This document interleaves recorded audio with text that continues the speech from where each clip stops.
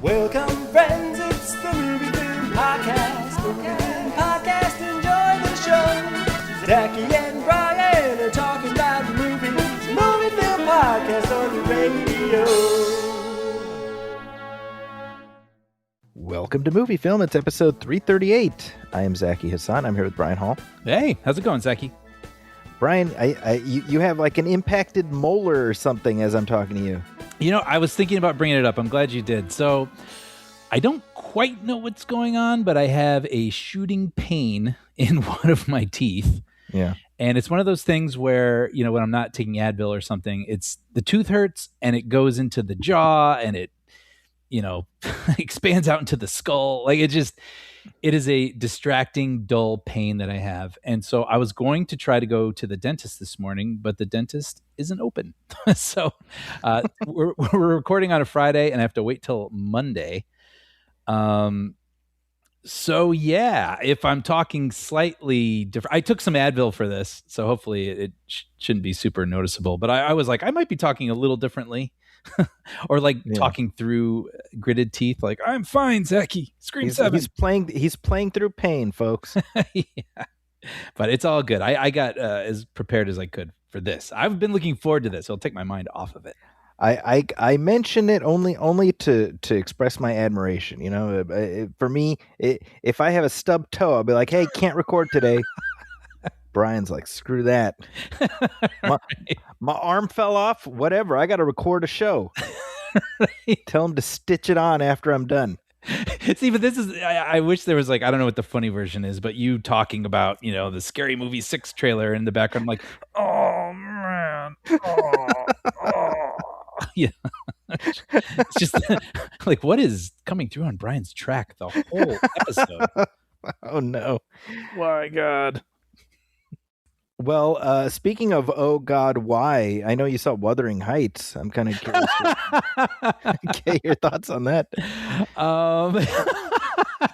Yeah. Well, okay. So I don't even know what you thought of it, by the way. So for all I know, you know, I'm just completely out of left field with. I'm summing up the reactions I've seen from many of folks. You know, it's funny because there was a lot of discourse with this movie, right? I mean, This was dominating sort of the online film space, and now I'm seeing The Bride currently dominating that space, which I definitely look forward to talking about that too. Yeah. I saw that movie, The Bride, over a year ago. Wow. Through a circumstance, and I have been sitting on it for a year and dying to know what people thought. And now seeing it is one of the most polarizing movies I feel like I've seen in a couple of years. You know, people who are just on board with it or very, very much like 0 stars not on board with it. And so interesting. Yeah. Anyway, but yes, the Wuthering Heights thing. So I had mentioned this before on the show, but a couple friends and I have this book club. And one of them suggested, why don't we read Wuthering Heights and then we can see the movie when it comes out. And so I read the book and it was fine. I don't know. I didn't really connect with it, if I'm being honest. But I will say it was cool having it in my head, what it is. And it's interesting too, because the book really has 2 parts. And the first part is what most of the adaptations cover and what this movie covers, which is, you know, Heathcliff and Catherine and their, you know, romance. And then the second half is something entirely different.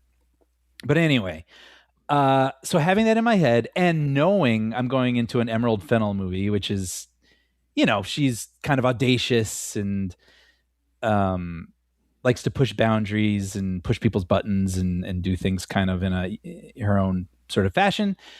I went in prepared, like, okay, I know this isn't going to be like the book, so let's see what she does with this. And I'm not necessarily like in love with the material to begin with. Right. So I have to say, I kind of enjoyed the first 2/3 of it. Okay. I was willing to go with its, you know, bonkers style. And when I say bonkers, I mean, you know, Catherine, when she gets married and her husband gives her like her own bedroom, the walls of the room are made to look like her skin. Like that's not just something you notice. Like he actually calls that out. Like, look, here's your mole, you know? And so it's like, you know, which is obviously nothing like anything in the book. It's just like a weird idea. And, Fascinating. you know, and people are dressed in like, what do you call anachronistic. That's the word I'm trying to say. Sort of like fashion and, you know, behaviors and things. And so I was like, you know what? All right. Why not? You know, and Elordi is Heathcliff. Yes, he doesn't really match the way he's described in the book, but I'm like, you know what? We're not watching the book. I'm just going to try to see if I am. And here's the thing too that's important. These people, these characters in the book, they suck. Like, Right. You know what I mean? Like they're nasty people. They're nasty to each other. They bring everybody around them down. Right. So when this movie is being sold as, you know, one of the greatest romances of all time, I was like, well, it isn't. So I'm very curious, like what, and that's the point, mind you. Like, I'm not saying that the author, you know, Bronte failed. That's the story. You know, they're just kind of these nasty people and it becomes generational nastiness. And so I was curious if they would soften them a little bit to try to contort it into more of a romantic story. And the interesting thing is not necessarily. Heathcliff remains kind of cruel and nasty to the people around him. And so I was like, okay, all right, like this is goofy, but like I'm kind of with it. Where it lost me is in the last third. I guess you could call it the third act. I don't know. I don't know. I'm not going to do the math, but basically at a certain point in the story, I don't really think this is a spoiler, but I'm going to say this. In the book, Catherine and Heathcliff never consummate. They never have sex. In the movie, they do. And I was like, okay, whatever. But then from there, the movie becomes complete fan fiction. Interesting. Yeah. So it's, and like a key example of this is there's a character named Isabella. This may not be interesting to people who have no idea what I'm talking about, but I do think this is kind of an interesting example of what this movie does and why people might not have been on board with it. Okay. So in the book, Catherine marries a man, I'm forgetting his name off the top of my head right here, and he has a sister named Isabella. So Heathcliff marries Isabella just to torture this man because he's married to his beloved Catherine. Okay. For some reason in the movie, Isabella is not this man's sister. She's his ward. I'm not quite sure why, but they do that. So, but Heathcliff in the book, like, hangs her dog, and Isabella basically comes running and screaming to people being like, Heathcliff is a monster. I've married a monster and I don't know how to get away from him. And in the movie, they have this moment that I found so like eye rolly, where Heathcliff basically goes, okay, Isabella, like, I'm going to torture you. Like, is that okay? And she's like, yes. And then he's like, I'm going to make your life miserable and I'm never going to be in love with you because I love Catherine. Do you understand? She's like, yes. And he's like, and you're still going to stick around? She goes, yes. Which I was like, that is like the cheapest way, like the easiest out. Yeah. Like she's giving her consent to be abused. Yeah. Which I thought did that character dirty.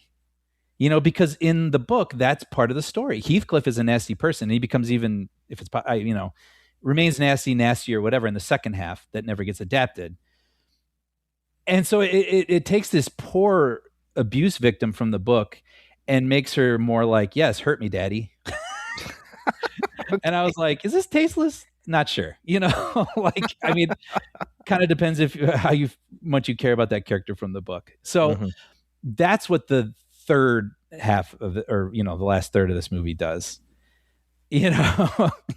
And so then I was trying not to think about the book and make the comparisons the whole time. I was trying to just take the movie on its own terms. And what I'm saying is I was able to do that for the first 2/3. This is a really goofy, fanciful interpretation that I was like, all right, yeah, I kind of dig it. And yes, you know, people have said that Margot Robbie may be a little too old to play this character, and not because of anything with Margot Robbie, but the character is this weird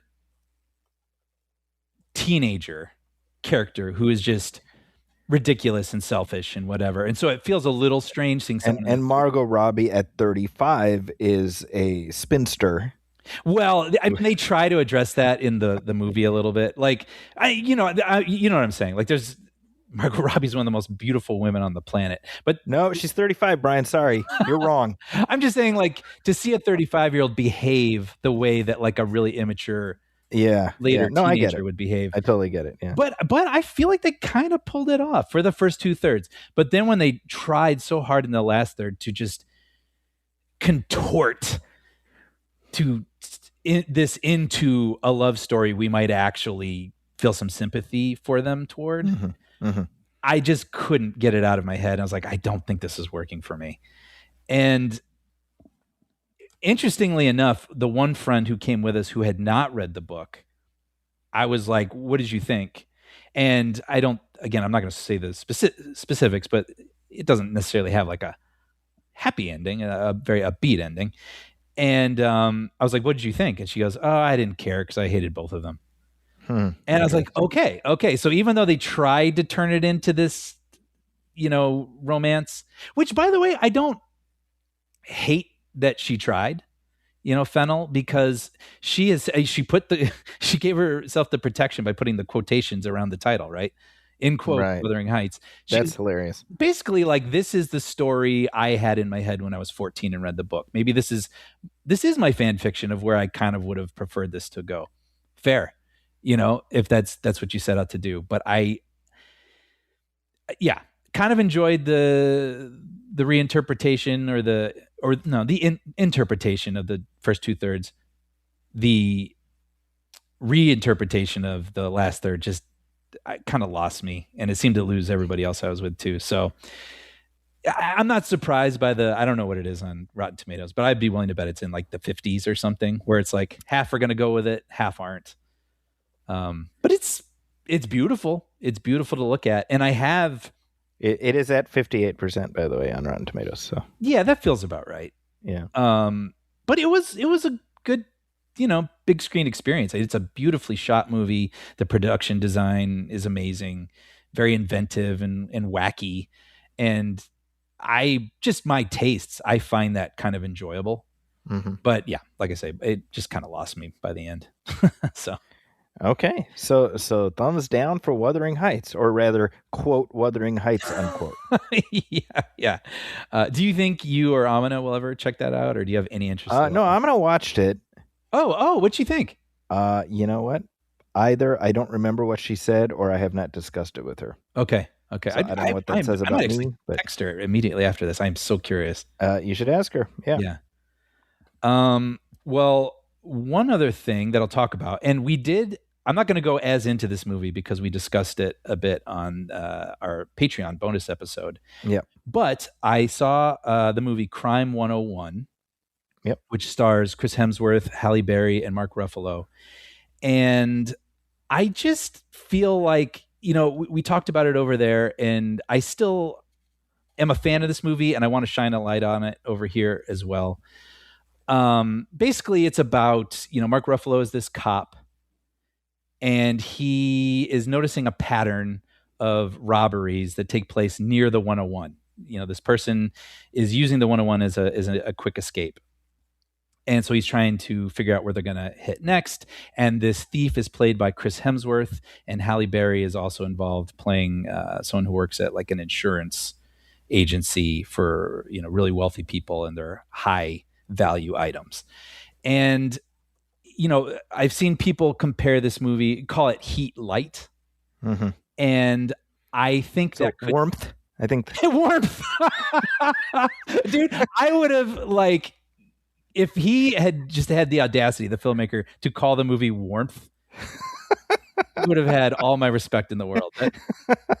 But the reason it came up on our bonus episode, we were talking about WB being acquired by Paramount and just the theatrical experience, and I mentioned this because I saw this kind of on a whim. I feel like it came out with little fanfare. I saw that the reviews were pretty good. And one night I was like, I can flip channels and not decide what I'm going to watch, or I can use my Regal Unlimited, subscription and basically see this movie for free. See a movie that's supposedly pretty good in the theater for free, so to speak. And I chose Crime 101, and I walked out like, man, they just don't make them like this anymore. And this is just a movie that it's got really good characters. It's a little over 2 hours, but it simmers. The whole movie simmers, and the story is always interesting, and the characters are interesting, and we actually spend time with the characters in their lives to see how they feel about everything and what they really want and their goals and the ways that they mess up and can maybe try to make things right. And it might feel a little familiar to some, or have some cliches, or feel like Heat Light. But you know what? What's wrong with being Heat Light? That's pretty good. And I thought this was a darn good yarn that deserves good word of mouth. And so, and in the what really bolstered me to bring this up again was my friend Michael, listener to the show. I'm sure he's listening right now. He texted me one night and said, I'm paraphrasing, but like, just got seated for Crime 101 on your recommendation. This better be good, or something like that, or whatever, or a lot riding on this, or something like that. And then he came out and was like, dude, they don't make them like they used to. Hey, I love hearing that. Yeah. So I was like, you know what? All right. So my recommendation worked, and I was spot on for him. And so I wanted to give it on the main feed another recommendation, because I think this is the kind of movie people used to take a chance on a Friday night and then come out and go, hey, that's pretty good. And or at the video store, like, oh, this has got Chris Hemsworth in it. Let's check it out, and go, hey, that was darn good. This is like a darn good movie. Is it Heat? Is it a new classic? No, but not everything needs to be. And so I think this is a darn good movie that most people are going to enjoy if they give it a chance. So I just wanted to recommend Crime 101. Well, I just want to say, if this thing doesn't end with Detective Mark Ruffalo being revealed as having been working with the thief the whole time as part of an elaborate scheme, what are we even doing? That's you know what? I'm not going to say that, but I am going to say he plays the human equivalent of a rumpled shirt, because that's what Mark Ruffalo does. He does two things really well: that, and also saying they knew. Yes, exactly. Yep. I'll watch it. Actually, speaking of Mark Ruffalo as a human rumpled shirt, watch Task on HBO. You've brought this up, right? Yes, I have. Okay, that's I feel like I haven't heard a lot about this, but I think from you mentioning it, that one did kind of fly under the radar, but everybody who's watched it really enjoyed it. You got a great Mark Ruffalo performance. That sounds great. But you know what? Speaking of, because I can make the link here if you don't mind, I just want to give a quick shout out to a friend of mine. His name's Robert Layton. He is a legendary editor for years, and he cut Now You See Me with Mark Ruffalo, which is what made me think of it. And I just want to give him a shout out because this last week he was honored with a Career Achievement Award at the 76th Annual Ace Eddie Awards, which is the American Cinema Editors Foundation. Okay. And oh my gosh, he's edited numerous iconic American classics. I mean, this is Spinal Tap, Princess Bride, Stand By Me, A Few Good Men, Misery, Bull Durham, When Harry Met Sally. The whole Rob Reiner catalog. Yeah, and then Christopher, Waiting for Guffman, Mighty Wind, Best in Show. And wow. I was lucky enough to work with him on For Your Consideration and Now You See Me.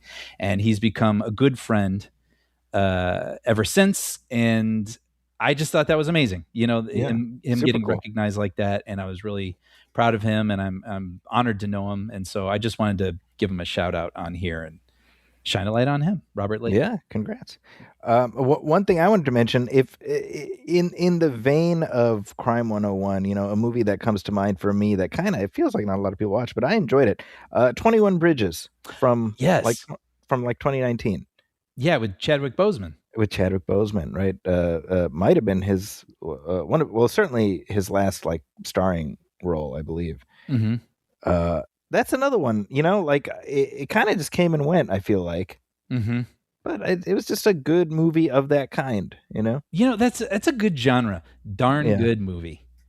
You know what I mean? Exactly. I remember that. I remember enjoying that movie. Yeah, I feel like not a lot of people talked about it back then. Yeah, kind of under the radar. But I remember watching that and enjoying it too. Well, things I've seen, and I should mention you and I got to watch some of this together. Marshals, Mm-hmm. the new spin-off of Yellowstone, Yep. centered on Luke Grimes' Casey Dutton character as he suddenly shifts gears. This is very like Simpsons spin-off showcase. 100%. Yes. Right? It's like, oh, this is, Chief Wiggum goes to Miami and becomes a PI. This is sort of like Exactly. that. Like based on where we left Casey at the end of Yellowstone, it's quite the swerve where he becomes a U.S. Marshal. And you and I both, we got to experience the first several episodes. Mm-hmm. And, this is a perfectly adequate show of that kind. Yes, that's a very good way of putting it. It's very CBS procedural. I mean, just that is the DNA of this thing. You have a few sops to the Yellowstone of it all that I'm very curious how longtime fans will view this show. Like genuinely, I have no idea, because I feel like they've sanded off some of the harder edges that made Yellowstone interesting and unique. For sure. And there's enough here in this show to remind you, oh, it's Yellowstone. But I don't know that it's enough of Yellowstone. Yeah, because that's more operatic. That's right. And, like you said, has some rougher edges to it, which is what everybody enjoyed. These sort of very morally gray, edging to the darker end of gray characters. And this is very much a CBS procedural. Yeah. Yeah. Like he switched genres, definitely. And even just the writing is just different. Like you and I, we're sort of chuckling every time a character would be like, me, ever since the divorce and unable to put down the bottle, I'm kind of crazy like that. Like everyone describes themselves in this shorthand just so you got it. That's what I'm like. And like every episode almost, you get that repetition. Yeah, which feels more in the vein of those sorts of shows. So it does make you wonder if, other people will follow the character over there and want to stick with it, or if it just won't be the type of show they're looking for. Yeah, I mean, it really relies on the level of affinity people have for Casey, and that's an open question for me. Like, I don't mind him as part of that particular ensemble he was part of. I don't know that I'm as interested when he's the head of his own ensemble. Well, it's funny. I read your review, and I thought you had a great point, which is he is ostensibly the lead. But right. He also feels a little less active than some of the other characters. He's just kind of, right? Like he has a boss who's a little more active and even directing him a bit. And I think that's the central, like in terms of drama structure, that's the dilemma you have, where he is not the leader of the team. And you realize in shows like this, it sort of relies on, the team leader being the one everything revolves around. And in this case, it's Logan Marshall Green, who is the leader, and who'd be like, Casey, I want you to go do X, Y, and Z. And then we follow Casey. But it's like we're going along with Casey on his errands. Yeah. Yeah. Right. And so that dynamic is odd to me. I mean, so much so that, my initial thought was, oh, they're just setting up Marshall Green as the lead and they're going to kill him off. That I just assumed that would happen because I'm just like, otherwise the dynamic just feels off. That I don't believe that's the case. I don't think that's happening. But my point is, I just assumed they would do something like that because otherwise it skews it a little bit. That makes a lot of sense actually, because that would bring him in, not being the leader, but then he would be the reluctant leader. Exactly. Right. And he's got his rules he has to follow now, being an official marshal, but he's also a Dutton. And sometimes they color outside the lines. So gotta be one of them Duttons. Yeah. Yeah. But, I will say, we were able to watch 3 of them. And even though, we were kind of like riffing on them a little bit as we were watching, when we were done with them, I was like, oh, I would have easily watched a 4th. Will I tune in every week for this? I don't know. But being presented with them with you, like I did find them entertaining enough. I think entertaining enough is like the perfect summation of that show. Yeah. Also, something I got to see this past week is Peaky Blinders, the Immortal Man. Okay, yeah, I'm not a Peaky Blinders person.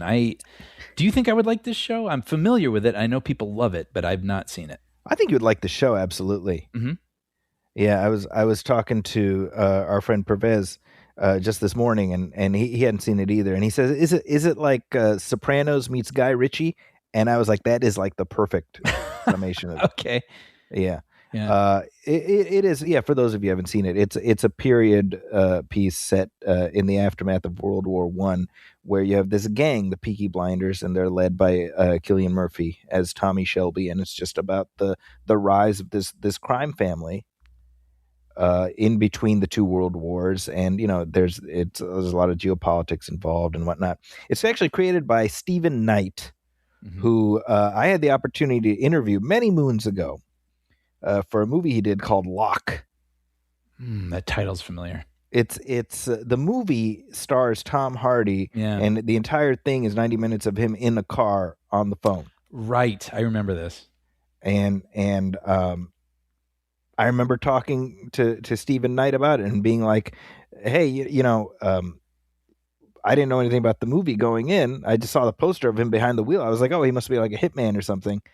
And then once the movie started, and it's like 20 minutes, he's still on the phone. I was like, oh, I don't think he's getting off the phone. Right. I told him that. That's really funny. He had a big laugh at that. But he created the show. 2013 it started. It's a BBC thing. Of course, it kind of blew up on Netflix. And it ended 4 years ago. And would I recommend the show? Absolutely. I think it's a great show. You would for sure like it, and it's like each season is 6 episodes. It's very easy to watch. Okay. Oh, that's great. Like, yeah.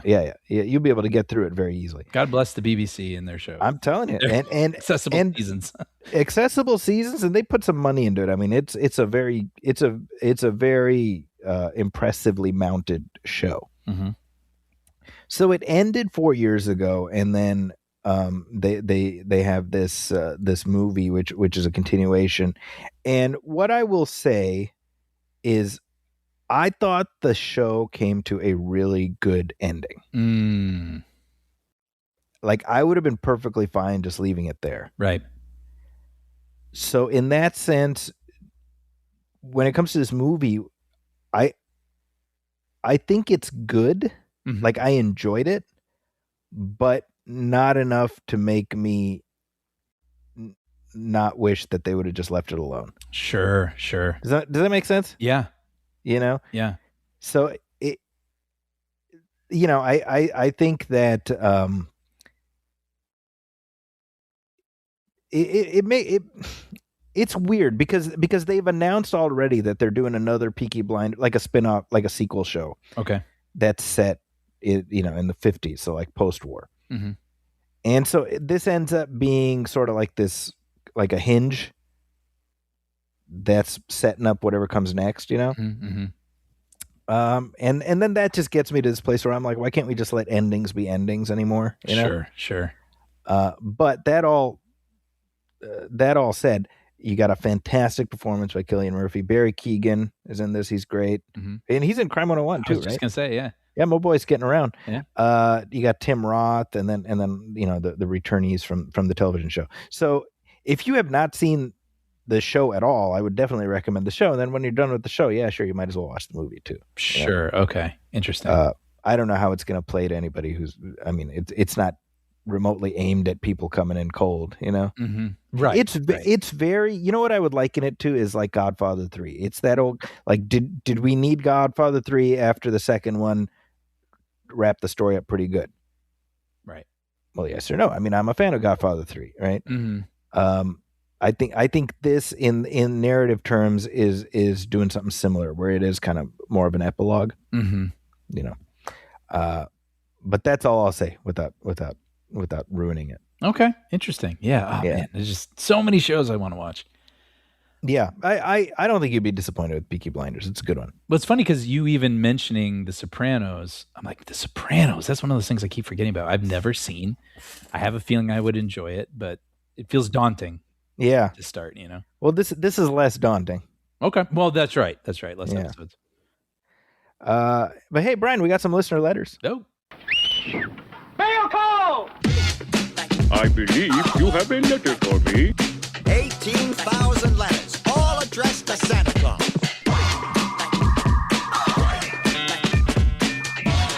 You got mail. So here's a note we got from Alex Naom. This is at moviefilmpodcast@gmail.com. It says, "Good evening, fellow humans. It was a thrill when my Patreon notification popped up the other day to see that your latest episode was about Send Hep. Send Hep. oh, right. That's right. Intentional typo because it's in the movie. What a wonderful experience it was to see this in the theater with a packed crowd. It was incredible how effortless the shifts and tones were, yet still how drastic those shifts were. Only Sam Raimi could have made this film this way, but I gotta say the script was also super smart and twisty as hell. This has mild spoilers in it, but do we want to do mild spoilers here? What do you think, Brian? Yeah, I'm reading what it is. Yeah. I would say if people are interested in seeing this movie and they haven't seen it yet, maybe skip ahead like 2 or 3 minutes. There you go. Okay. During Rachel McAdams' monologue, when they drank, I read it a different way than you two. I think the reason she gave her husband the keys was almost a surrender rather than her handing them over so he would crash and die. She just beforehand that night said he had done some awful things even for him. That being said, I also think she may have put something in the final drink she gave him before he went out, hoping he would be extra drowsy and crash the car. But either way, it was a great way to peel back the layers of her character to show a darker side. Did you notice the portrait of Bradley's father and who it was? None other than Raimi's good luck charm himself, Bruce Campbell. I did notice that, actually. Yeah, me too. I did the whole DiCaprio point thing with my friend. I really loved the movie and would highly recommend all your listeners watch it. It's the latest in a trend I'm enjoying in recent years of enjoying B movies released in January, which is once where movies went to die. For me, the trend started in 2023 with Megan, Operation Fortune, Plane, and Knock at the Cabin. Since then, we've had The Beekeeper, Den of Thieves 2, and I even enjoyed Wolfman. Don't hate me. It's interesting to look back in time when these movies would have been a March or April or August, September release to bookend the summer blockbuster season. But do you think that this is almost year-long blockbuster season has meant that these B movies get pushed to January, whilst the god-awful monstrosities of celluloid that previously came out in January are now straight to streaming? One last thing, sorry, my wife for some reason watched T2 with me the other day, so far removed from her usual taste in movies, and she really liked it. I wanted me to ask each of you, which of your treasured movies were you most surprised to find that your partner really enjoyed? Kind regards and tidings to you all and all the MFer army out there. The MFers, I never thought of that. They're all MFers. We love all you MFers. That's really funny. Well, so just to tackle the thing about blockbusters and how that's changed the release schedule, I think that is true, that streaming has sort of now become the lowest rung. Yeah. Yep. And it's funny, all the movies that he listed when he was like Megan, Operation Fortune. I haven't seen Plane, but Knock at the Cabin. I was like, yep, enjoyed all those. Yeah. Those, and they came out in the right spot for the right expectations, I feel. That's a good point. Yeah. But anyway, yes. Oh, yes. Oh, sorry. Go ahead. You were talking about. No. The movies that your partner or significant other enjoyed that you didn't think they would. You know what it was for me, which really, I know there are probably more recent ones or something, but the one that really, really surprised me was Flight of the Navigator. Interesting. Yes, because that is a beloved childhood movie for me that I got to admit it's been difficult to watch until the existence of Disney Plus. I think I don't even know if it was on DVD for the longest time. Like it was really hard to come across, and then it was on Disney Plus, and it was more like I remember the feeling of how much this movie meant to me. And I mean, it's for people who've listened for a long time. It's fantasy in your backyard. It is like my favorite absolute thing, like something magical happening in a suburban backyard. And so that movie was very special to me as a kid. And then when I showed it, I couldn't believe how much she enjoyed it. And it was genuine. Like it wasn't, like like, oh, that's cute. I can see why you enjoyed that. That was fun. It was like, that was really fun. Like a real genuine enjoyment of it. And I wasn't expecting that. And it really, really delighted my heart. Wow. Yeah. I love that. Yeah. Yeah. What about you? Well, the obvious answer is Planet of the Apes, right? Which Yes. I remember, way back and when I first got married, Amina was like, I want to watch Planet of the Apes. She'd never seen it. And I was like, okay. And that was like make or break, because I'm like, this could go either way. I'm gonna have to figure out how to get this person out of my life if she didn't end up liking the movie, Right. She ended up enjoying it quite a bit, which is nice. But the more recent example I'm going to give is Superman, the one from last year. Oh yeah, man, she liked that movie. She liked it so much that a few weeks after it came out, she's like, I want to go watch Superman again. Which never happens. Yeah. Never happens. And so we, I think it was the tail end of August by the time we ended up going, and we had the theater all to ourselves because it was like a Monday afternoon. Mm-hmm. So we had a private screening of Superman. That's fantastic. And it was just because she liked it that much. So that one hit, especially for me because she knows how much I love Superman. And so, she's had to sort of fake enthusiasm previously with like Superman Returns and Right. Man of Steel, That would be kind of funny if there's like your version of a When Harry Met Sally Cat's Deli scene. Is her like, oh no, I was faking enjoying all those movies. You're like, no, that's impossible. I would know. And she's like, oh, Superman 78, so great. I really did believe he could fly. And you're just like, stop it. It's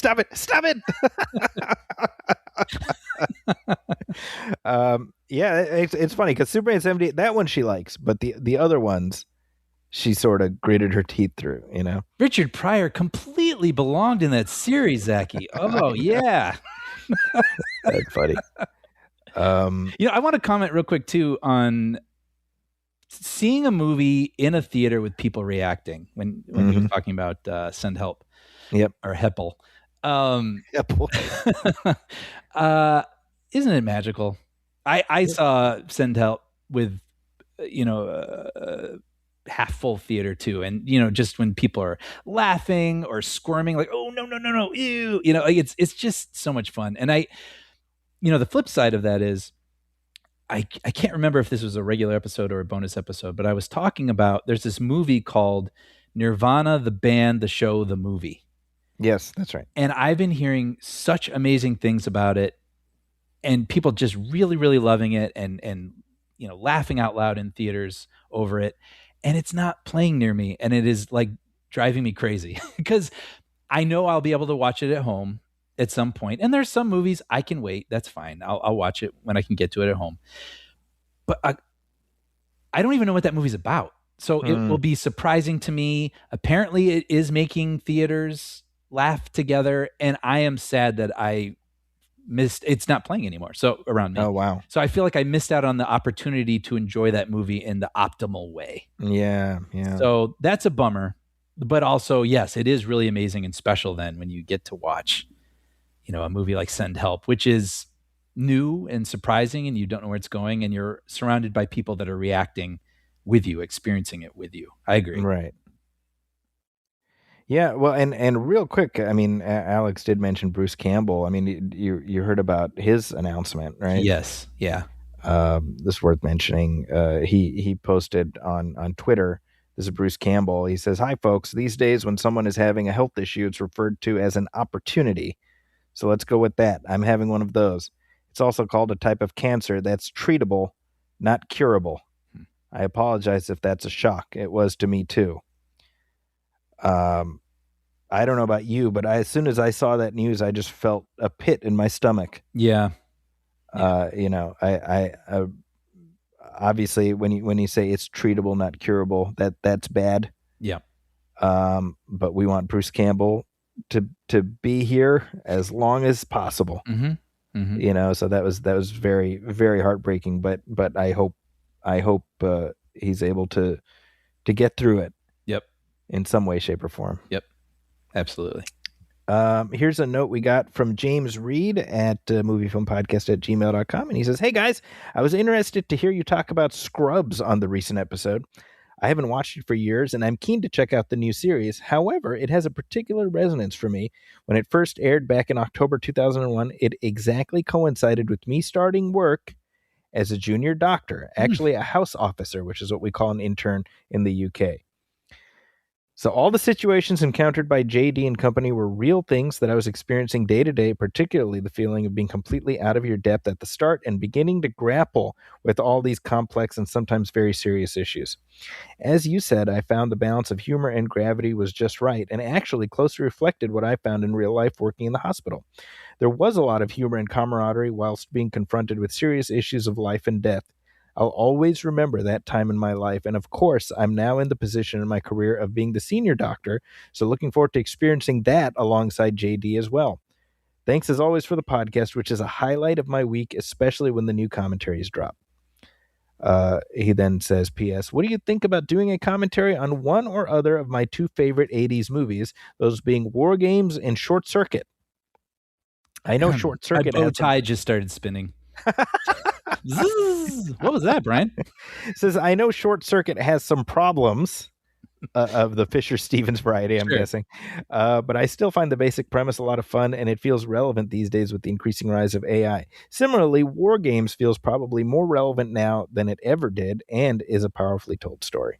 I love both of those ideas. I mean, we're gonna do them. Like it is just a matter of time. Yeah. For a lot of these, it really is just a matter of slotting them in where it seems the most appropriate. Yeah. So I think we're absolutely going to get to both of those. Yeah, definitely. And thank you. I'm so glad you enjoyed the show. And I love the parallel, with his career and and Scrubs. That's, what a fun sort of maybe like a release in a way, when you have these pressures and these things that you're grappling with. The highs and lows and everything. I can't even imagine those types of highs and lows in a workplace. And then seeing this show express that, seeing it expressed through entertainment, that'd be amazing.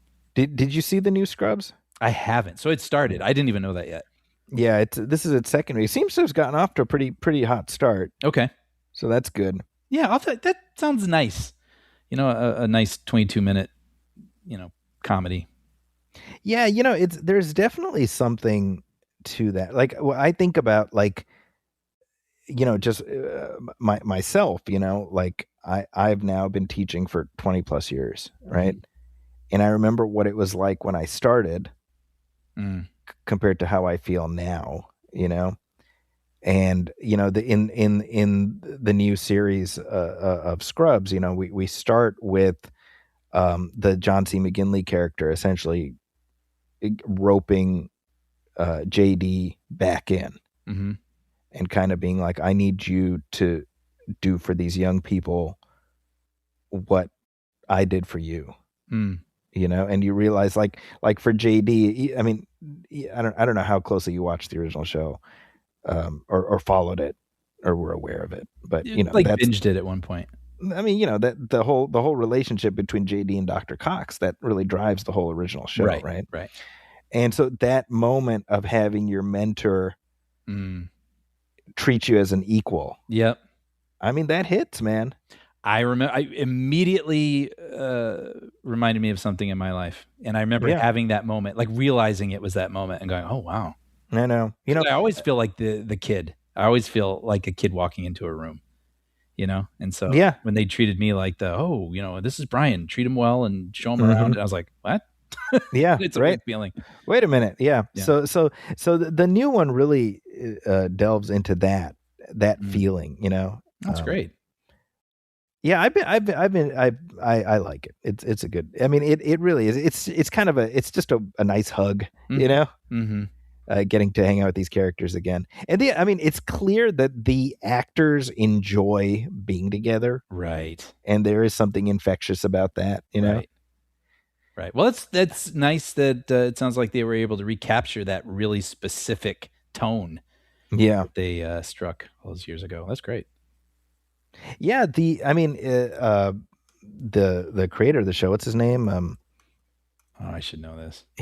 I mean, yeah, Bill Lawrence. Yeah, Bill Lawrence, right. I mean, he's had quite a run, right? Yeah. Between this and Ted Lasso and what am I missing? Oh, Shrinking. Yep.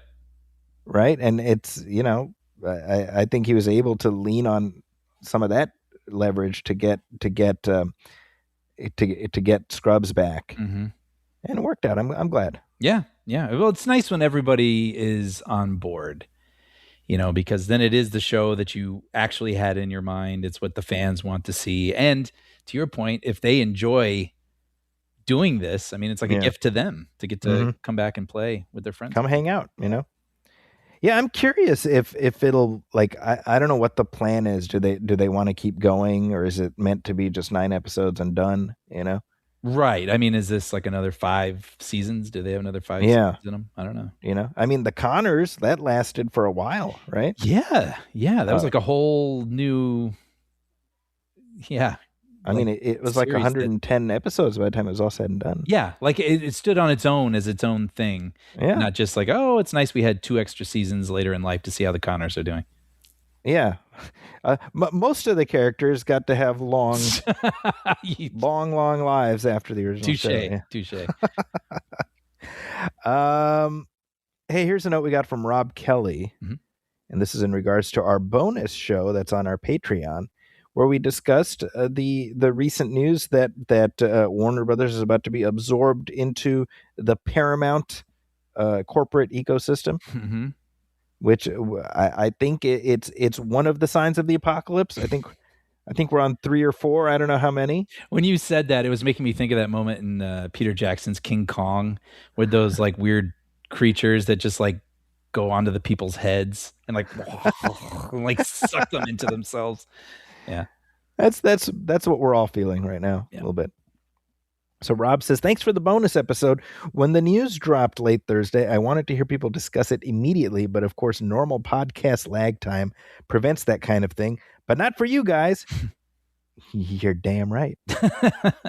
We got this shit. Yeah. One group never mentioned in these stories and is somehow getting away with it, the WB stockholders. They don't have to sell, but they want more money. Right. And if that means tossing the industry into turmoil, harming the world of cinema, and handing a would-be fascist more power over the media, then they'll do it. Our laws will never be able to address unrestrained greed. We have to hope better heads prevail, but more and more we're seeing examples of already wealthy people being willing to destroy everything if it means a few more bucks. They could still make a ton of money selling to Netflix, which, as everyone has pointed out, is not ideal, but for a few bucks more, they'll do the worst possible thing. Yeah. Like I would love to have heard their meetings about this. Yeah. I mean, that's a great point. Like Netflix was offering a ton of money.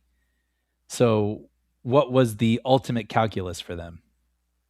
I don't. Yeah, these guys we're offering more money. More money. Yeah. Yeah. I mean, here's the thing. When you really think about it, David Zaslav is going to walk away from this thing a billionaire. Yeah.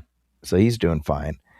The Netflix folks, they're going to come out ahead too, because they get the kill fee.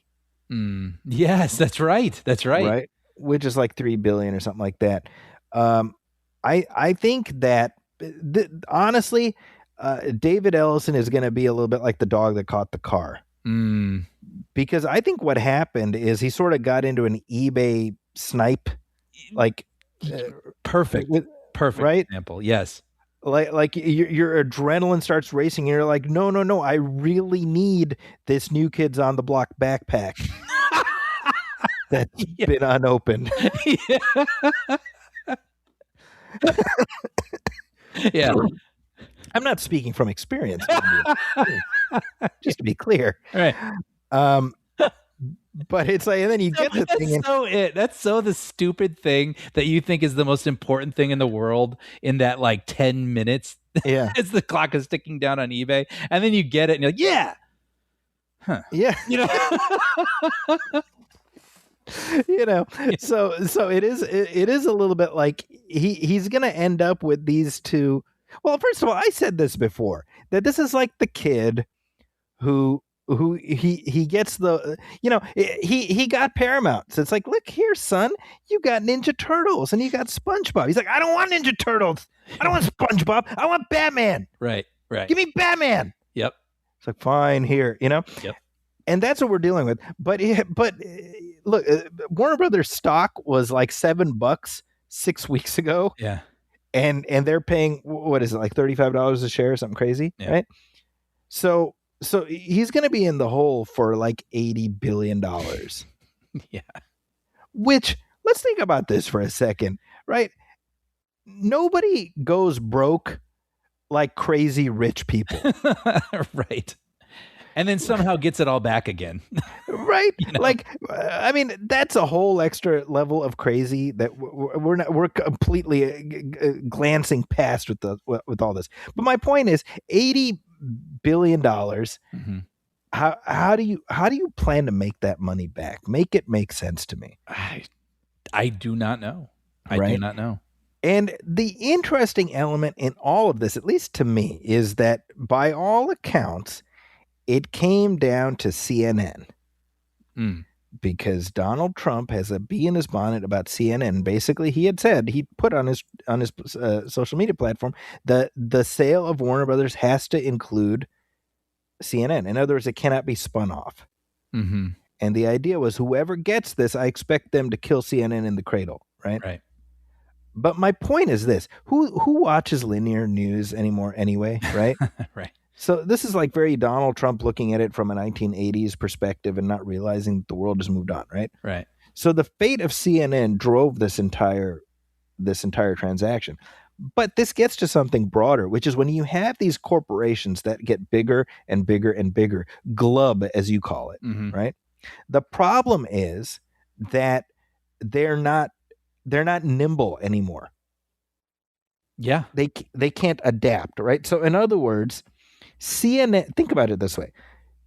CNN or more broadly, like linear cable, is driven by a certain set of goals, whereas, movie production is driven by a different set of goals. Television production is driven by a different set of goals. And when you have three different companies, each of them is able to adapt based on their unique economic needs, right? But when they're all encompassed within one massive corporation, and that corporation is comprised of individual units that are being pulled in different directions, how do you make profit? Right? In other words, the desire to make more money is undercut by the fact that you're rendering yourself unable to make money. Right? Yeah. Unless you as the corporate head are willing to say, you do what you got to do, you do what you got to do, you do what you got to do. Yeah. But that's not what's happening. Right? Because if the fate of CNN is determining what happens at Warner Brothers Pictures, that's a problem. Right. And that's where we're at. Yeah. I do not know what the media landscape looks like, moving forward. It's certainly going to be different. When you have Paramount and Warner Brothers that are both part of the same vertical, to me, it's just, does Cartoon Network and Nickelodeon become one network? Does which streaming service goes away? Is it HBO Max or is it Paramount Plus? Right. All this stuff. And guess what? That ain't our problem. We don't have to worry about it. David Ellison's going to have to worry about it. Kendall Roy over here. Jeez. Yeah. Yep. Anyway, hey, we got some headlines, Brian. Extra, extra.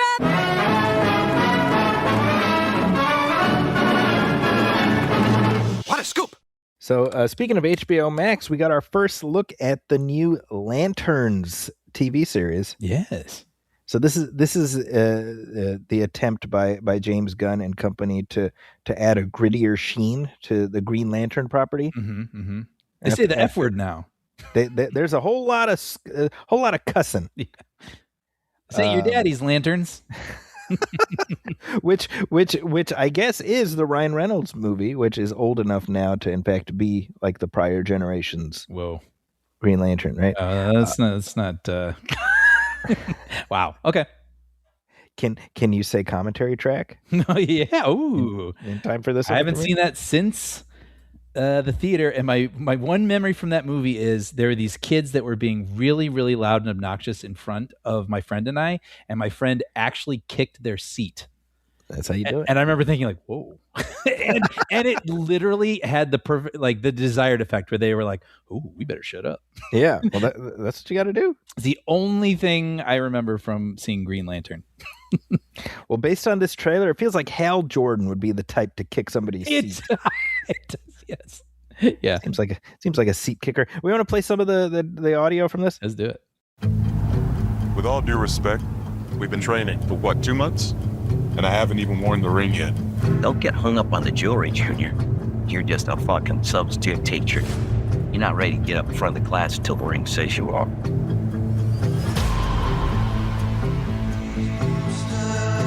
Something is off here. I can feel it.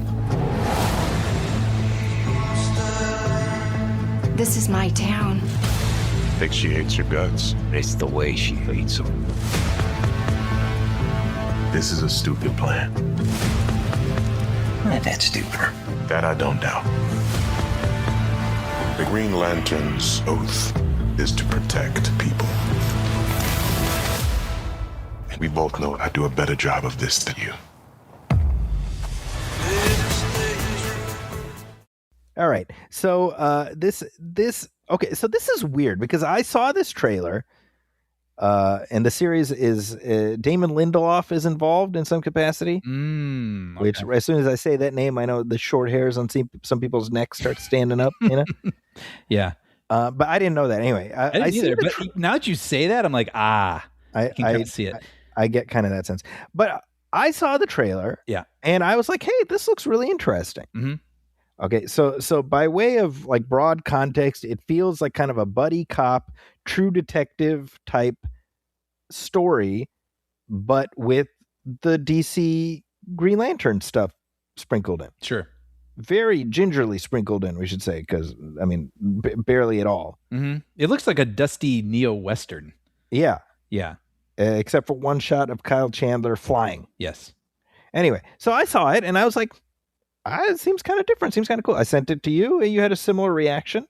I think I said I'm in the mood for this. That was where I was at, and then I got on the internets, and That was your first mistake. That was my first mistake. True, not the last time I will make that mistake, however. And holy freaking hell, Yeah. people are very upset about this. Okay. I'm curious. I mean, is it? There was a part of me that felt like I saw someone else online. I wish I could take credit for this. They called it No Country for Old Lanterns. And I was like, yeah, like I do think that looks fun because going back to the Fly the Navigator thing, I like seeing things that look normal and then suddenly someone flies into the air and you're like, what? Like that stuff just tickles me in the right ways. But is it because we're not seeing the comic book imagery, the green suits, the powers coming out of the rings? Is it that sort of thing? I think that's the source of the complaints. Okay. Which you know what, to be fair, I kind of understand. I'm not going to defend nastiness, but I was hoping to get at least one shot of seeing some sort of like hammer coming out of the ring, or, you know what I mean? Just to know that would be a part of it. Sure. However, here's what I'll say. I think that the Ryan Reynolds movie really did pee in the pool when it came to Green Lantern. Mm-hmm. And so they're trying to they're like, it's like, well, obviously we're going to see that stuff, right? Like, like it's either in the show or it's going to be in other trailers down the line. I mean, this thing doesn't start till August, right? So we are going to see other footage. I think the intention was to be like, this isn't, I mean, like you said, this ain't your daddy's Green Lantern. Like right away, again, there's a lot of F-bombs in here. We got angry Kyle Chandler, not avuncular Ryan Reynolds. We're doing something very different. Right. So to me, that's, as a fan of the comics, and as I sit here talking to you, just by chance, I'm sitting on next to my Green Lantern shelf, and and I've got 3 Green Lantern action figures sitting next to me, right? So I'm not like Right. I'm not some noob. I'm a fan of the property and the comics. I love Green Lantern. I think that's what makes it interesting. That idea of let's weave in an earthbound mystery with this sci-fi story on the fringes, and then see how it comes together. Mm-hmm. And I don't want him to give the whole story away right now. Sure. But as sort of something to set our compass to about what to expect from the show, I find it intriguing. Mm-hmm. That's where I'm at. Yeah, I mean, I think me too, really, but I'm not. I don't have the action figures next to me. Like this isn't my. Well, God damn it, then, Brian. What are we even doing here? I know. But so that's just it. I am tickled by seeing what looks like I say, like a neo-Western kind of thing with superpowers somehow woven into it. That's really interesting to me. I have to assume at some point we are going to see what we expect from a Green Lantern story. I think so. Yeah. See, I think before the show starts, I'm going to have to train you in the mythology of Green Lantern comics, and then we can film it. It'll be a series of you and I driving through the West as I teach you about the Green Lantern comics. And then we get caught up in a murder mystery. Yes. Yeah. I mean, I jump out of the car for some reason. Doesn't even make sense. Yeah. I was gonna say, I mean, I don't want anyone to die, but that aside, I am so on board for this. Like, I would love to go on a dusty old Western adventure with you. It would be fun. Yeah. Get caught up in some drama in a small town. And now of note, Nathan Fillion is going to be in this show, right? As Guy Gardner in some capacity. Mm-hmm. And so I'm knowing that this is tied in with the Gunverse. Mm-hmm. Like, that's interesting to me because it could not tonally, this could not be more different from Superman. Yeah. Right. And I kind of like that, Yeah. Plus, and we know that it's in the same universe, so he can meet up in that tone or world or whatever at some point. But this is the origins to these versions of the characters just happen to be in a different locale. That's right. I think Kyle Chandler playing Hal Jordan is like such great casting. I love seeing him, and Aaron Pierre. Yeah, both of them, Yeah. I know, I'm sure, I don't know, but I'm certain people are already upset about like, oh, it's going to have the black guy replace the white guy and something woke or whatever. And to that, I say, you know what? Good. I'm glad you guys are mad. I hope you die mad. I hope you go to your graves just angry and pissed off at every freaking thing. Right. Seriously, that makes me so happy. I'm so fed up with these people. I really am. And you know what? I say, watch Rebel Ridge. They'll still be mad about that. They'll be like, oh, they just took First Blood, and instead of having him be a white guy, they made him a black guy. Well, damn it. Yeah. What are we supposed to do, Zach? Why you got to make woke First Blood? That's what they're going to say. Right. But yes, Rebel Ridge was freaking awesome. Yes. Yeah. Amazing introduction for me to this actor, Aaron Pierre. A really good, this was a streaming movie, but one of those ones that just sort of rises above the others. And you're like, ooh, this is solid. Yep. Yeah. I watched Rebel Ridge. As I was watching it, I was like, man, he would be a good Jon Stewart. And then boom, like weeks later, wow, they announced him being in discussions for the role. So that and Chadwick Boseman, I'm very proud. Even Chadwick Boseman, when I watched the Jackie Robinson movie, I was like, he would be a good Black Panther. I remember you talking about that. And you called Christian Bale too for Batman.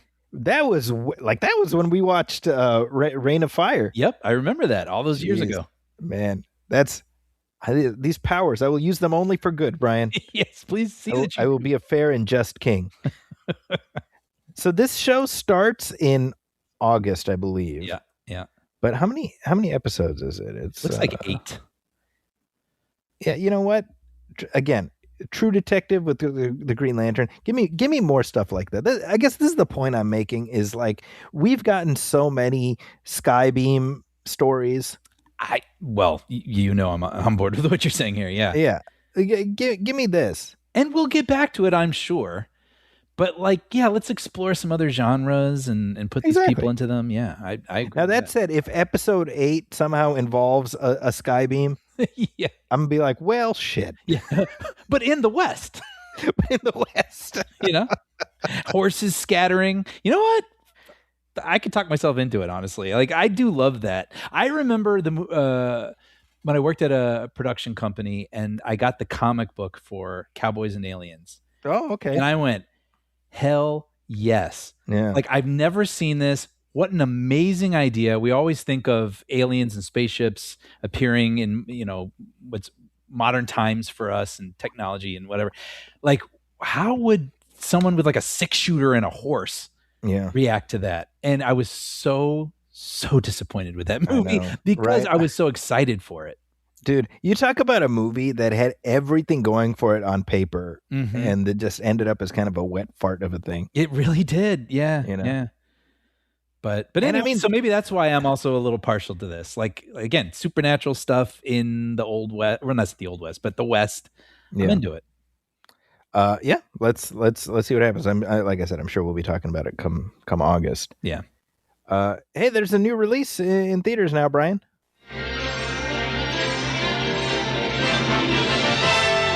And now we're pleased to bring you our feature presentation.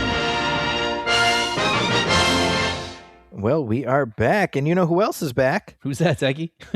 Why, it's Sidney Prescott. Yay! We thought she had departed the Scream franchise, but $7 million later, Neve Campbell is back. And don't take my yay as cheering anyone who is not back. Just understand it.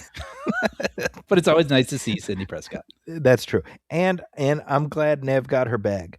Absolutely. She's earned it. You know what? Make that money. Mm-hmm. Okay, so Scream 7 opened last weekend as we are recording this, and it had a record for the franchise. Yeah. Record opening. What was it, like 60-something, right? That was domestically. Yeah. Oh, worldwide? I don't know, actually. I think it was like a 90 million worldwide. It was up there. Anyway, it's the highest for the whole franchise. Wow. So in 30 years... this is the most a Scream movie has opened to. And isn't that interesting? This is part 7. Yep. And this is still following the same continuity. You know? Yeah. Like, it's, even though they sort of set it a little bit with 5, a little bit. But like it's still started with the Sidney Prescott story in 1996. From Casey Becker getting shish kebabbed in movie 1 all the way to now, it's all one continuity. It's all one continuity, and part 7 is the highest opening so far. That's amazing. It's pretty impressive. Yeah. So I watched this just a couple nights ago. You did the same? I did. Although you had seen it before. Yeah, I had a very unique opportunity to see this last August, if you can believe it. Wow. So, yeah, it was a long time ago. You were just sitting on it. Yeah. And actually, that was kind of fun because there were a lot of leaks and spoilers and people trying to figure out the movie online. And so on Reddit, I would follow some of those threads occasionally and be like, that's not it. Or be like, oh, he got it. You know? But I rewatched it like 2 nights ago to refresh myself. There you go. Yeah. So last week you and I recorded our commentary track for the first Scream from 1996, and one comment I made was that even the bad ones I still find my way to like. I agree. You know, actually, I didn't mean to do this, but I stumbled into watching all of them, basically building back up into seeing 7 in the theater. I mean, 1 in preparation for the commentary, and then I was like, well, 2, I think I've only seen like once. Maybe I'll watch this. And I was like, well, I may as well do 3. And I was like, well, okay, 4, 5, I guess we're doing this. Yeah, exactly. So you ended up watching all of them? I did, yeah. Wow, okay. Yeah. It's a lot of stabbing, Zachy. I was about to say, good Lord. Yeah. So what I will say is that I did like it, but it is a bad one. Yes. Well, so I actually wrote down little blurbs about each one so people could kind of know where I was coming from. And basically, 1, classic, perfect, The meta narrative is really fun. It's got this wry humor that's great. It's grounded, which I kept harping on in the commentary, which I think really makes it very effective. Like the killer isn't supernatural, and it's upsetting when people die. It's not like we're rooting for like cool kills, right? And it's very cinematic. 2, I think, is good. I don't feel like passionate about it, but I think it's good. 3 is goofy. It's like a Scooby-Doo episode. But it's kind of fun, and I have a soft spot for it because I saw it first. Park Posey's hilarious in it. 4, actually better than I remembered. I totally agree. Right? Yep. I remember kind of, maybe because that was the first one that felt like it was pivoting a little bit with a younger cast. I've come to appreciate 4 a lot more. Yeah, I don't know if it's because it was different. I remember there was something, me rejecting a little bit that character that had the camera headset, because it just felt like adults trying to think about how kids behave. But you know what? I was wrong. Like, it really is onto something, and it has one of the most interesting killers, I think. And it's Wes Craven's final try at the franchise. Yes. So that's important to note, because this is going to get into what I say about Scream 7, but like it still has that wry, humor, and it's commenting on something, on thing. Each of these has been, one's commenting on these people in a slasher movie know how slasher movies work, right? 2 is like, the rules of a sequel. 3 is about the rules of a trilogy. 4 is kind of about people who want to be, social media stars. Which again is like, it's a comment on something. And, 6 is about, requels. Or no, not requels. I think that's 6. Yeah, no, 5 is about 5. Like a 5 sequel. is well, that's a requel, right? Oh, is that what it is? Requel and then legacy. I don't know. Oh, legacy sequel. Yeah, sorry, that's 6. Yeah. And I feel like in revisiting 5 and 6, I remember enjoying those enough. Yeah. And not being sure if I was connecting with those characters as much as I would have liked. Mm-hmm. But being like, yeah, no, it was good. But I did enjoy them quite a bit, revisiting them. 6, I'm not crazy about the reveal at the end. Right. Yeah. Yeah, I had to go back and look it up because I'd forgotten how 6 resolves. Yes. And they get into, someone who's a descendant of Billy Loomis, which actually I like a lot, even though I'm not sure I love all the hallucination stuff. Right. I like seeing him back. I'm like, I'll roll with it. It's funny because I was like, something about it feels a little goofy to me. However, Scream 3 has Sydney seeing like her hallucination of her mother in a body bag. There's precedent. And Jay and Silent Bob. That's true. So anyway, all that to say, I pretty much enjoy all of these, but there are, lesser ones. And I agree with you. I feel like this is one of the lesser ones. Yeah. And I think for me, a big reason why is I don't think it's as bad. I just want to say this. I don't think it's as bad as some people are saying. No, I didn't. What are people saying? There's at least what I'm seeing like online is like just that it's just an absolute disaster. And, even on Rotten Tomatoes, it's got like a really, really gnarly score. Really? Yeah. And I'm like, that's fascinating to me, actually, because I don't see it being that different from the other ones. They're all within a certain range. I mean, I agree with that. And why I would put this on the lower end, though, is I think it has some good set pieces. I think it has some interesting character stuff. I always love the mystery component, but I feel like it was missing a little bit of that magic that the earlier ones have, where they are expressly commenting on something. Right. And it's missing that wry humor. Yeah. You know what I mean? This one's a little more straightforward and it's competent, and I would say it scratched an itch, but it was missing some of that sparkle that I feel like the earlier ones that I love have. See, I think the most interesting commentary this one has to make is about how AI is changing how we deal with reality. Sure. And I think that's a really interesting seed of an idea that I don't think the movie does everything it can with. Agreed. Right. But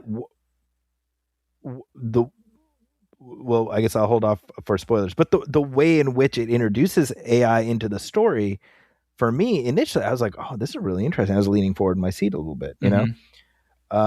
So I was kind of bummed that they didn't do more with that, you know? Yeah. It's basically the basic version of like deepfake, the idea of deepfakes. Right, exactly. Yeah, without playing with it in a way that I feel like earlier Scream films played with their themes a little bit more. Right. And I think the other issue I had is that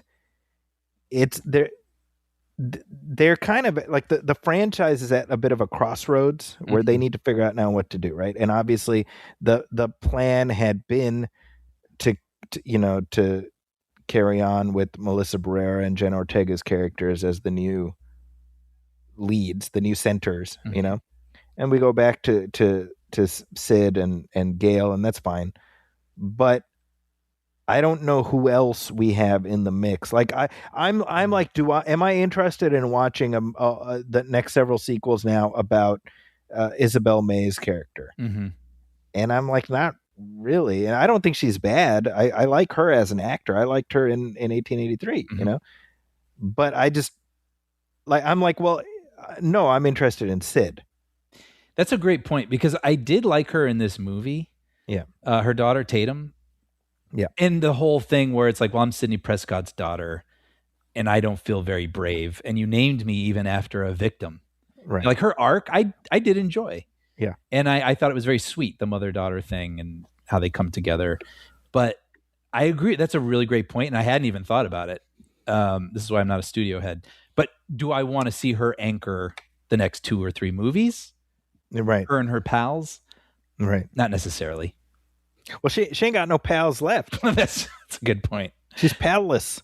That's right. And they did. And I've got to say for 5 and 6, you know, for credit where credit's due, Radio Silence coming in, you know, a different set of filmmakers, new actors really at the center, the core 4 as they call themselves. Right. I remember not connecting with them as much as I wanted to on first watch, but going back, I feel like they do. I did. Yeah. I not as much as I may have with the original cast, just because I'm older, but like they do a good job. I like the sisters component, you know, Barrera and Ortega. I thought that was really sweet between both films. Right. Sister component and how they were sort of estranged but come back together, and their friends, you know, who are doing the Scream thing. You know, the Meeks twins, right? Like they are the Chad and Mindy.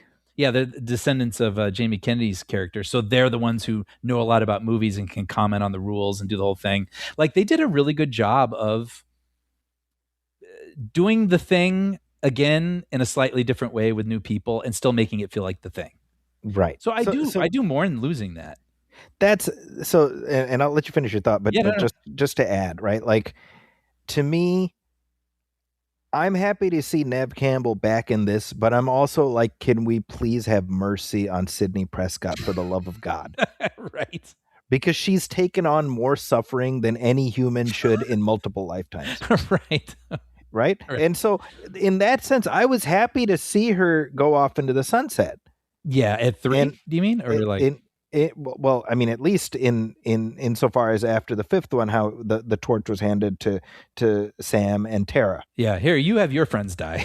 Yeah, right. And now you guys, you get to go through it, and that's kind of my point where I'm like, okay, I'm not particularly interested in watching the adventures of Tatum. So then we got Sydney, and I'm like, let's leave Sydney alone because, like, this is it. At some point, it's just like cruelty upon cruelty. You know?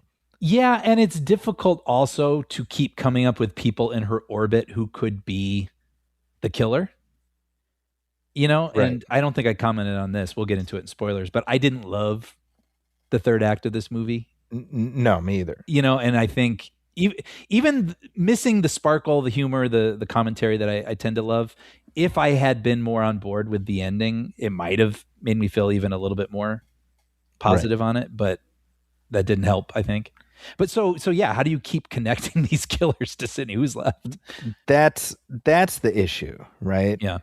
And I almost feel like we need to like move into spoilers here, right? Yeah, let's do it.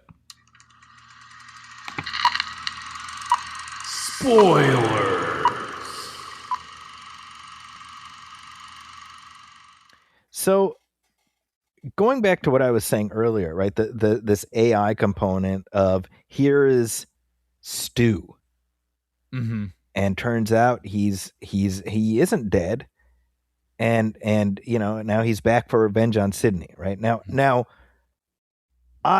my first thought was like, well, obviously it's not Stu, it's AI. That was my thought right away. Mm-hmm. But I just thought that was a really interesting way. First of all, I'm glad to see Matthew Lillard back. Mm-hmm. Yeah. And I was like, what a clever conceit. Mm-hmm. Right? Because I was thinking, my initial, this is my problem. I just do movie math. I'm like, if Stu is alive, it sort of defies even the reality of this series. Mm-hmm. Because I'm like, I don't think you can survive that. But let's say hypothetically he is. Well, either he dies or he doesn't, and either way, you're going to piss somebody off. Right. You know what I mean? Like, you can't leave him alive, but you kill him off again. People go, oh, you brought him back just to kill him off. So I was like right away, I was like, it's not Stu. Mm-hmm. So then it's like trying to figure out who Stu is. But that AI aspect of it, I wish they would have done more with. Mm-hmm.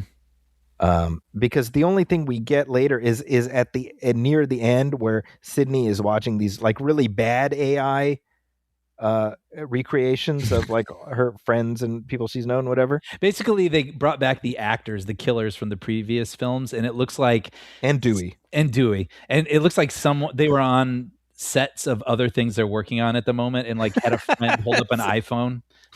It really felt like that. And be like, here you go, and it's like, remember me, Sid? All right, let's go. Like it's very it's really like that. Yeah. And it's weird because like the AI versions of them are all like older. They look like yes, they do now. Right? Yeah, they're all like the 50-year-old versions of them instead of the teen 20. Right, like Laurie Metcalf and Scott Foley, and that's funny.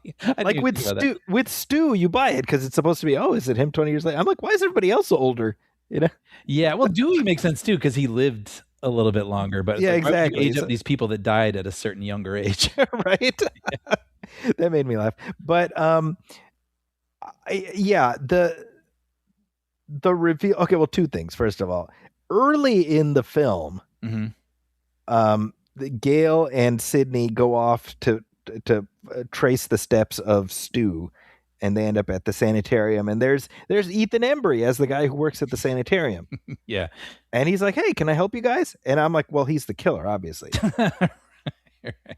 I was like, why would you have Ethan Embry? Like, he's recognizable enough for it to bump you. You know what I mean? Right. Because to me, it's like, this is what I get for a lifetime of watching Law and Order episodes. Right? Oh, that's good. Yeah. Because the cops will interview random guy, Tony Danza, random guy. And you're like, well, it's obviously Tony Danza. That is hilarious. So when Ghostface unmasks at the end and it's Ethan Embry, least surprised I've ever been in my life. Right. Okay. But then Ghostface number 2 unmasks and it's like Sid's friend. Yeah, Anna Camp. Yeah. Played by Anna Camp. And she's like, hey, Sid, turns out I'm crazy. Ooga booga. I'm like, what? It's funny. I obviously seeing it the second time, I was like, okay, like tracking her a little bit more. But I do remember the first time I watched it, I was like, wait, who's that again? Was that like her neighbor? She's in like one scene in the beginning. Yes, exactly. And it felt to me like, well, we have killed off literally everybody else. So it's either her or Mark Consuelos. Yes. You said it would be my exclusive. Yeah, it's either them too, Yeah. So that was weird to me because she went like all the way crazy yes. And then she explained how she went all the way crazy. And I was like, I don't believe any of what you just said. And basically what it comes down to is she's just mad that Sydney wasn't in Scream 6. That's really which is kind of funny. Right? She's like, you've always been there. You're the final girl. And she's saying, the Anna Camp character, I was in this abusive relationship and I read your book and you always survived these moments. And so I decided to fight back and I killed my husband. Mm-hmm. And then that event happened in New York and you weren't there. And that's what set her off. And she's like, she's like, Yeah. Yeah.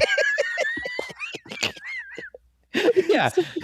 So that's where, like, okay, so that part threw me off, but I have to, like, there's other aspects to it. A couple things. The boyfriend who's like channeling, Loomis, I guess. Skeet.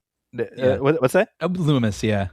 Yeah, like saying things like needlessly creepily, Yeah, and right down to the beginning, Okay. coming through her window, and yeah. Yeah, so that right there. So this is my question. Now we know that Stab is the franchise within the world of the films Mm-hmm. that is the equivalent of the Scream movies, and it depicts the Woodborough killings and everything else. However, Sidney was not involved in Stab because it's based on Gale's book. Mm-hmm. So you're telling me that Gale's book included the exact conversation that Billy had when he climbed into Sid's room? That is interesting. I will say I did, after having watched all of these, I was able to clock all of the ways they mirrored one another or riffed on one another, and that was kind of fun. So yeah, Scream 1 opens with Billy coming through the window and being like, "Hey, I was watching The Exorcist on TV, but it was edited." It's like that conversation. And then I did like how the boyfriend came in this one, and he's like, "Yeah, I was watching Stab." That's right. And it made me think of you. And I did think that was kind of a cool meta thing where the movie didn't exist in this universe. And yeah. I agree that it's a cool meta. However, it immediately, I was like, wait a minute. As I was watching it, I was like, that doesn't make sense. Right. But secondly, later on, Tatum gets in his car and she finds his computer. He has left his computer open. Yes. He like handed it to her, or it's like next to her. It's open. It's not even closed. Yeah. I want to say it's open in the passenger seat, and she picks it up so she can sit down. And it's like, what's this? But he like put it there. Like it's not even like it was there, and he happened to. Oh, I don't even remember. Okay. Yeah. It wasn't like it just happened to be there, because it was like he put his stuff there, and then he opens the door for her. Mm-hmm. And so she opens it up, and there's like the AI recreation of Stu and him doing like the Stu thing. Yeah. It's like him on the right, and then or the left, and on the right left is the avatar of Stu mimicking whatever he's doing on the left. Right. So if he waves his hand, then you'll see Stu waving his hand, like it's mimicking, right? Yes, Yeah. That's right. And they just don't really explain that. You know what made me laugh though? Like if I were doing that and I was trying to test if I could create an avatar of Stu or something, I'd probably go, testing 1, 2, 3. I'm Stu. Yeah. I'm Stu. Yeah.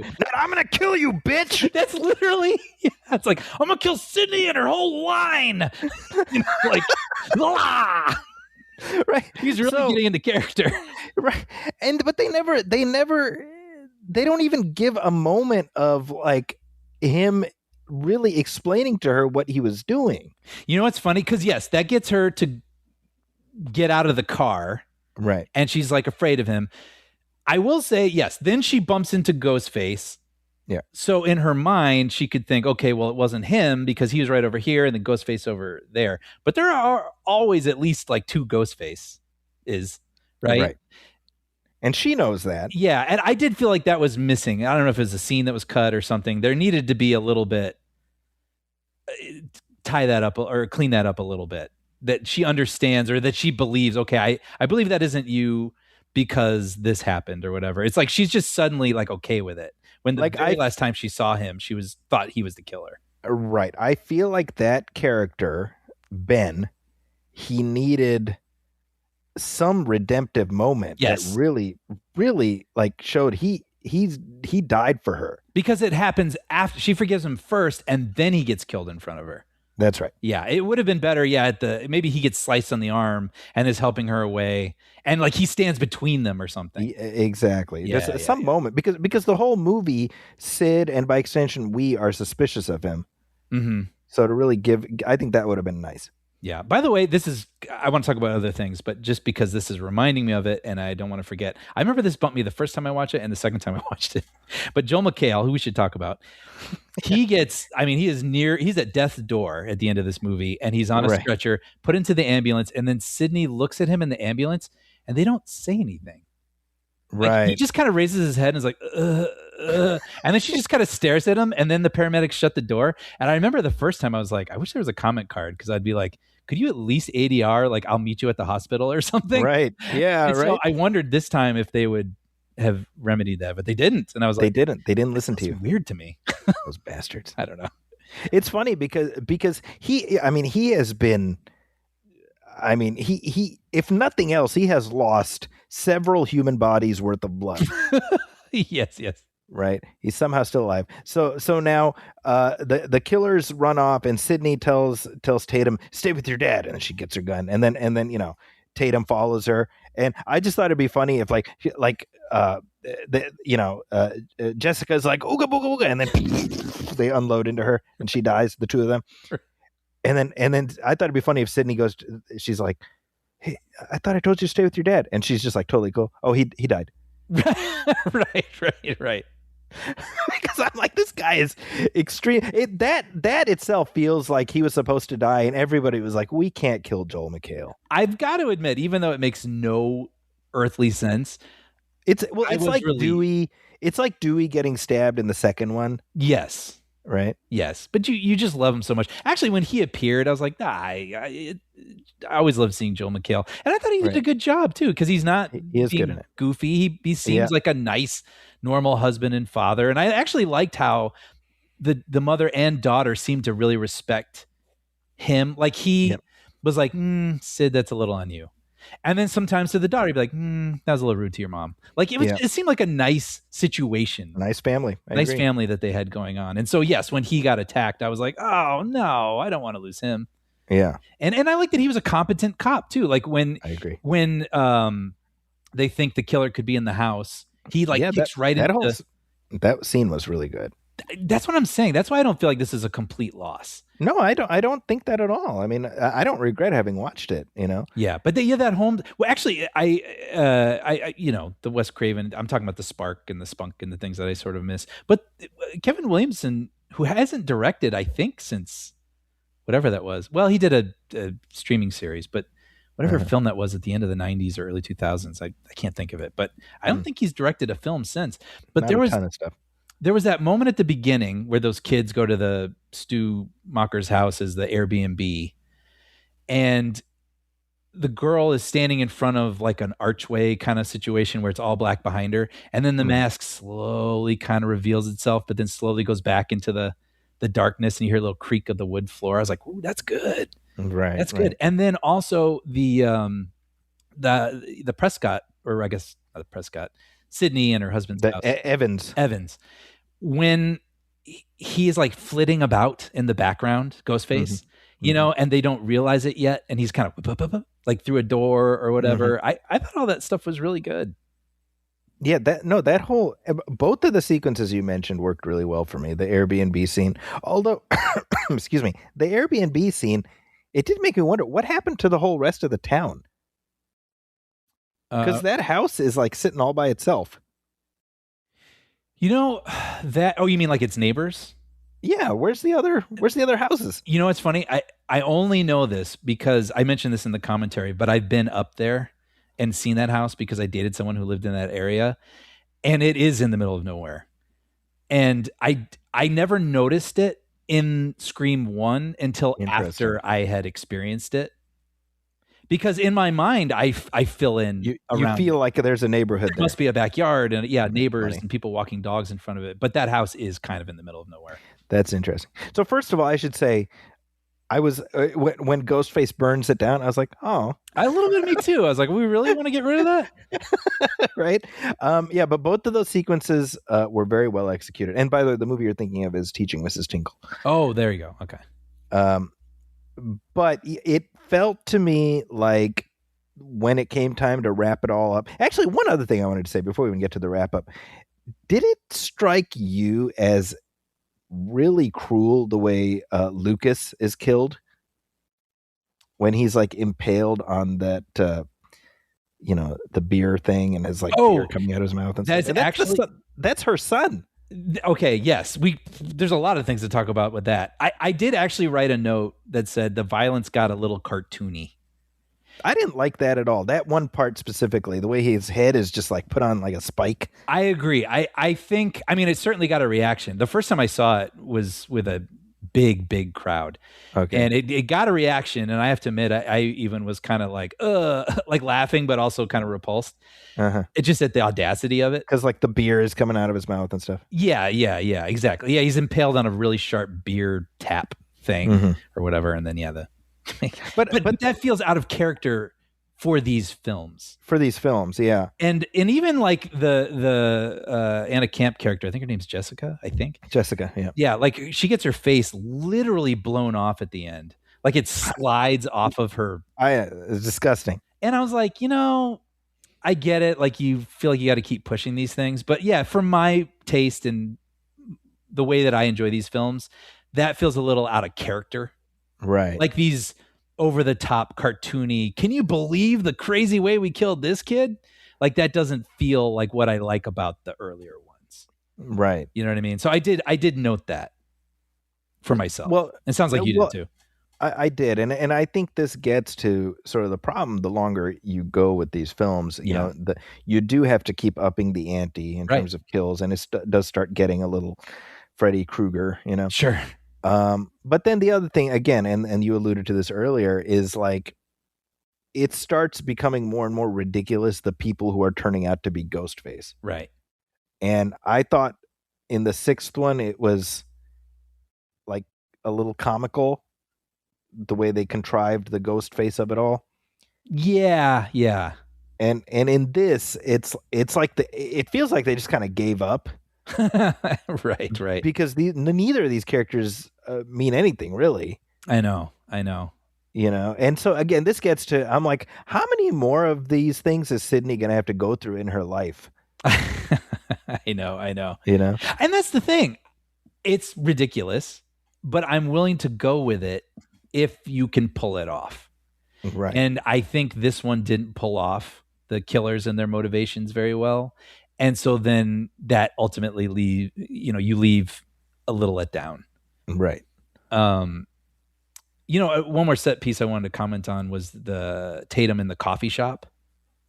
Oh, yeah. Okay. That I really liked. That like leans into what I love about Scream, which is, it's her mom's coffee shop.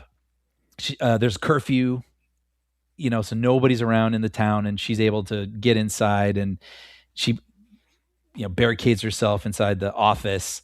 And I love that, all these years later, like tech has evolved, and Sydney's able to use this security app on her phone and see what her daughter is going through and sort of guide her. Like, okay, you need to open the safe. You need to take out the gun, like shoot at the wall, the map, point at the map, and then the killer's on the other side trying to get through. And the more groundedness of it and the heightenedness of having a slasher and a, chase after you in this like closed coffee shop.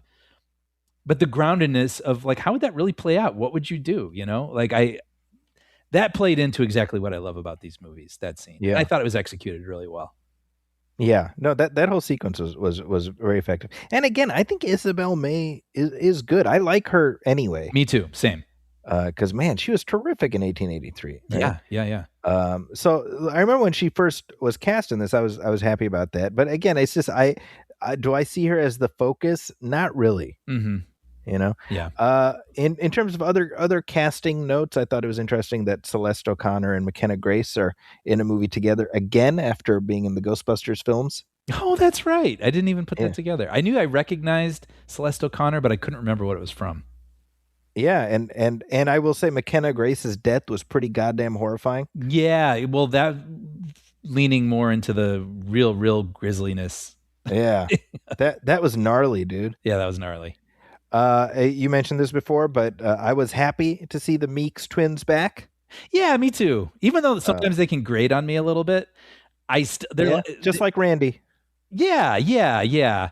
Just the whole, it leans a little bit into that humor I talk about that kind of grates on me, where someone like says, "Oh, we're going to call ourselves the Core Four." Are we really? No, we're not. You did not just say that. Like that kind of humor. Like they're that to 11. And at the same time, I was very happy to see them. So I was happy to see them back, and I was like, don't kill him off. So Me too. We need some people to carry forward that we're like endeared to and like seeing. At this point, yeah, I mean, we got them, we got Gail, Sydney, and I guess Joel McHale, assuming he's not, his character is mobile. Yeah. Well, I mean, if Courtney Cox is mobile or Gail after the last one when she got completely, really stabbed multiple times in her apartment. Yeah. That's a good point. Now they just like have her hand twitch a little bit. She's like, oh, just a little bit of nerve damage. I'm fine. Nerve damage. Yeah. But yeah, I mean, let's face it. When they do Scream 8, we'll be watching it. We'll be talking about it. Definitely. Yeah. And I would be really happy if they could figure out how to bring back, Barrera and Ortega at some point. I think they need to, and I do. We're probably due like maybe 10 years from now. We get their legacy Scream sequel. Yeah, I think it would take the pressure off of the Sydney character a little bit. Yeah, and they did some like innovative stuff in their thing too. Remember, I really loved in 6 where that opening, stabbing happens with Ghostface, but then we don't like cut to the credits or the title card. Then we start following Ghostface. And then he takes off the mask and we're like, who's this? Like that was some really cool stuff. And I wouldn't mind if they continued finding interesting ways that feel in the right voice for this series, but keep finding ways to innovate and push it forward a little bit. Yeah. We kind of talked past it, but it was great to see Matthew Lillard back. It was. I love that his face has like scarring that would be like making it slightly plausible that he survived that, Interestingly, this is Kevin Williamson talked about this. They actually shot a tag that revealed that Stu actually did survive. And they cut it. So they screened it in front of test audiences. I guess not yours. Or maybe you did see that. I don't know. We weren't necessarily a test audience. Okay. Yeah. But based on this, I thought this was interesting. Based on the reactions of the test audiences, they cut it out. Isn't that interesting? Yeah. I don't know. You can always still do that, but I guess maybe it's no. I think this was your one chance. I don't think you can do it again. Yeah, I guess that's true. I was gonna say maybe you don't have to commit at this point. I think that the audience liked seeing Matthew Lillard back as part of the story, but Stu being alive breaks the fragile reality of the films. I don't disagree with that. Right. Yeah. And this gets to what I was saying. I think that's a smart instinct because having Stu alive, what does that get you really? Mm-hmm. It gets you one movie and then you have to kill him anyway. So like I think the way they use this, the way they use the specter of Stu was so much more interesting to me. Yeah. No, I agree with that. But yeah, those are my thoughts on Scream 7. What about you? Yeah, same. Like a little on the lower end, kind of a mixed bag, but some good stuff in here, and it scratched an itch. Scratched an itch. There you go. Yeah. But let us know your thoughts about Scream 7. Actually, before we move on, I wanted to mention before my screening, by the way, and I sent you a picture. I had a private theater all to myself. Yeah. I went on a Wednesday evening, and there wasn't nobody else in the theater. Yep. Yeah, and you sent me that. Yeah, no, good. I sent you a picture, and then shortly thereafter, you had the same experience. Yep, I went that same night, and there was one person. I do have to say that. I wish it was more cleaner to say that there wasn't, but there's one person in there in the very front row, and they left before the movie was over. Did you sit right next to them? That's what I should have done. Yeah, you should have. That would have been hilarious. But no, so I then took a picture exactly like yours to match yours when the credits are going, just so we would have like twin pictures of these empty theaters. So to me, I didn't know whether that was reflective of just how theater attendance is lately or whether it's specific to word of mouth maybe not being great for this one. I can't tell. Out of curiosity, I looked up the other theaters playing it, and there were more people. Not a ton. I mean, I don't know how Wednesday evenings do, but in the 4DX, the IMAX, there were people in there. I went and saw it the old school way, I guess. Okay. Where my seat wasn't jerking me around. So I don't know. Actually, and I did think that's interesting. I mean, people chose to see it that way. So maybe hey, if that's bringing more money into movie theaters, those novelty screenings. Yeah, no, that's Sure. a good point. And as long as they keep showing my version, without the whistles and bells, then I'm happy too. Yeah, What's funny, by the way? Oh no, Yeah, go ahead. ahead. This is unrelated. No, I'll finish my thought. Okay, so Baz Luhrmann has an Elvis documentary out right now. Okay. And I was a little curious about it. I guess they unearthed some footage and some concert stuff, and it's been refurbished and it looks all beautiful. Kind of like Get Back, the Beatles thing on Disney Plus. Mm-hmm. And I was like, oh, that sounds cool. And so I looked it up out of curiosity, and it was only playing in 4DX. And I was like, what the hell? Yeah, right. If I just want to watch this 90-minute Elvis concert movie, I have to be like, feel like I'm on a roller coaster ride and, be jerked to the right and the left and the like. See, that's funny because I just saw the trailer for the Lorne Michaels documentary. I don't know if you saw that. Yeah, I did. And the only way I want to watch that is 4DX. That's right. I will accept no other version about the 80-plus-year-old creator of SNL. That's really funny. At random points, it'll smell like tonic. Right. And you get Vapo Rub for some reason. I don't know. Anyway, that does look good though. That movie, the Lorne Michaels movie. It does. Yeah. Yeah. But speaking of trailers, I did want to mention real quick. Did you see the trailer for Scary Movie? Yes, I did. Scary Movie 6. Scary Movie 6, although it's just called Scary Movie, which I have to admit, to me, that's the funniest joke in the whole trailer. Because they're just doing the Scream thing. Yeah. So I remember watching Scary Movie, the original Scary Movie, in theaters in 2000, and laughing uproariously. Mm-hmm, same. I don't know if I am obviously much older, but this new trailer, I was like, it's meant to be a nostalgic throwback, but I'm not laughing at all at this trailer. It felt a little stale, right? Right. It felt like jokes from maybe like 20 years ago. Which is weird, right? Because you'd think like, well, I'm not the target of that humor anymore. But it's like I am the target because I was the person who laughed at the original 26 years ago. Yeah, but that's the thing, right? Like if those jokes were funny 20 years ago, it's because we were seeing them for the first time. That's true. And they were surprising and making, shocking like us, making us laugh. But yeah. The first thing right out the chute is you got this woman being stabbed on a train and somebody's like, hey, he stabbed her. And she's like, no, my pronouns are they, them. He stabbed them. Right. And I was like, whew. Yeah, that's your opener. Yeah. I was like, okay, this is rough, I know. I know. Well, and it's funny because when I knew that this was coming, I was like, oh, I'm totally in the mood for that. Same, especially totally. on the heels of Naked Gun, right? Yep. But it did feel like it was leaning into that. Do you remember the like date movie, Meet the Spartans, disaster movie? Yeah, I remember. Those movies that killed the parody? Yeah. Right. Where it was basically, there weren't really any jokes. It was always like, Meet the Spartans, but then Britney Spears would appear or something. Right. And someone would go, look, everybody, it's Britney Spears. Yeah. They had it's 300, but you have these like pop culture references in there. Yeah. So, and there wasn't a joke. The joke was, remember that? You recognize it? Like, we'll make sure you understand. That's Britney Spears in 300. And like, that's the joke. Yeah. I'm hoping for more. That's the thing. Because when I heard the Wayans brothers were coming back, because I think of like Don't Be a Menace and oh shoot. Yeah, that's a good one. Don't Be a Menace. I'm going to get you, sucker. I'm going to get you, sucker. Exactly. And the first Scary Movie. And then I see this trailer and it's like, whew, okay. We're doing this.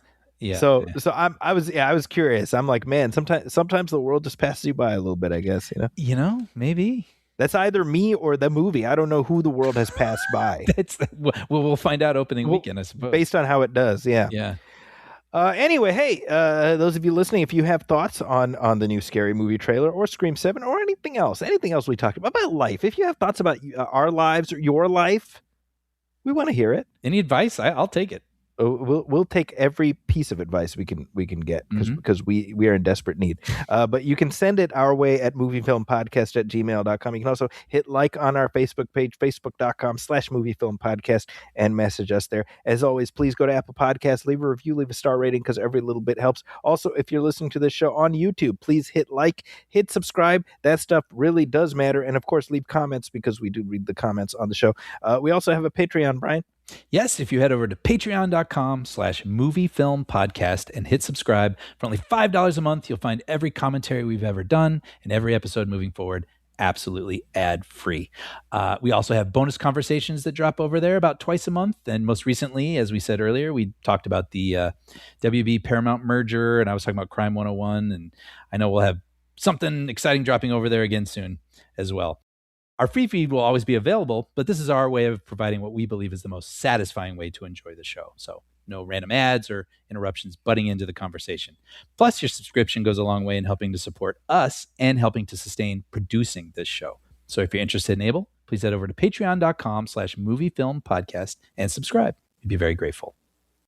And if you're looking for me on social media, you can find me at Zacky's Corner. That's ZAKIS Corner. You can also find my reviews at The Wrap and the San Francisco Chronicle.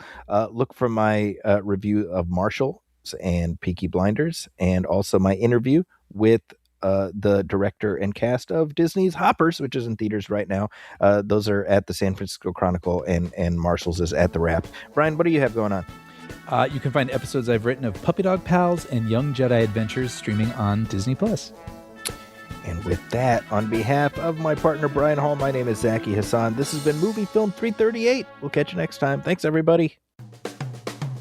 Welcome, friends, it's the Movie Film Podcast. Movie Film Podcast, enjoy the show. Zachy and Brian are talking about